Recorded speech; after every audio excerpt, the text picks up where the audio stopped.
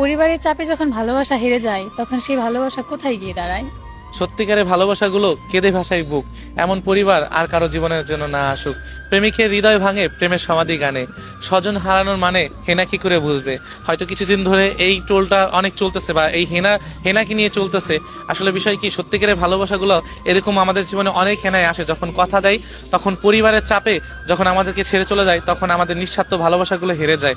তখন বাবা হয়তো মেয়েকে বোঝায়, তুই যদি এই বিয়েটা না করিস তাহলে আমার বিষ খাওয়া ছাড়া কোনো উপায় নাই।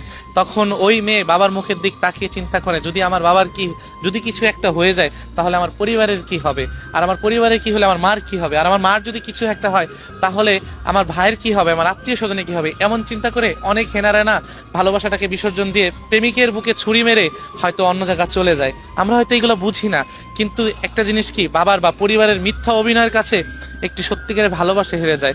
এমন অনেক হেনা আছে, হাজারো হেনা আছে যে সত্যিকারের ভালোবাসাগুলো ছুরি মেরে হয়তো অন্যের জীবনে চলে যায়। আর এদিক দিয়ে প্রেমিকের অবস্থা খুবই খারাপ হয়ে যায়, নিঃসঙ্গভাবে কাটে তাদের জীবন। একজন প্রেমিকই জানে যে ভালোবাসার মানুষটাকে হারানোর যন্ত্রণা। কারণ একজন প্রেমিক যখন একজন মানুষকে ভালোবাসবে, একটা মেয়েকে ভালোবাসবে, তখন ওই পুরুষের চিন্তা থাকে যে আমি ওকে বিয়ে করব, আমি ওকে নিয়ে সারা জীবন সংসার করব।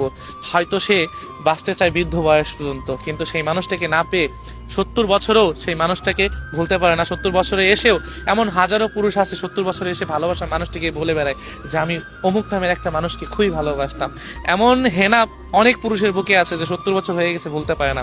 তো পরিবারের মিথ্যা ভালোবাসার চাপে আজও অনেক পুরুষ চোখের জলে ভালোবাসার মানুষটিকে মনে করে। কিন্তু দেখেন, একটাবার কি চিন্তা করে দেখেছেন, যখন ওই পুরুষ ওই ছেলের স্বপ্ন দেখে যে আমি আমার ভালোবাসার মানুষটিকে নিয়ে সুন্দর একটা সংসার করব, যখনই হেনা কথা দেয় যে আমি তোমার জন্য সারা জীবন থাকবো, তোমার সাথে সংসার করবো, তখন ওই পুরুষের একটাই চিন্তা থাকে যে আমি কিভাবে সফল হব, কিভাবে আমার সফলতা অর্জন করে আমি হেনাকে সুখী করব। হয়তো হেনা নামক এই মানুষটা বা এই নারীটা বা এই মায়াবতীটা জানে যে আমার জন্য ওই পুরুষটা আজও পথ চেয়ে আসছে, কিন্তু তখন হয়তো কিছু করার থাকে না, কারণ হেনা তখন অন্যের ঘরের বউ।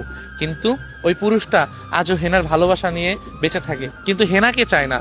তবে সে মনে রাখে যে আমি হেনা নামে বা আমার একজন ভালোবাসার মানুষ ছিল, আমার একজন মায়াবতী ছিল যাকে আমি পাগলের মতো ভালোবাসতাম, আর এই বুকের বাঁ পাশে শুধু তার কথাই মনে রেখেছিলাম, যে মানুষটাকে আমি ভালোবাসি, যে মানুষটা আমাকে কথা দিয়েছিল এবং পরিবারের মিথ্যা চাপে আমাকে ছেড়ে গিয়েছিল। কিন্তু আফসোস, এই হেনা নামে মেয়েগুলো কখনোই স্বজন হারানোর দুঃখ কখনোই বুঝে নাই বা বুঝবে না।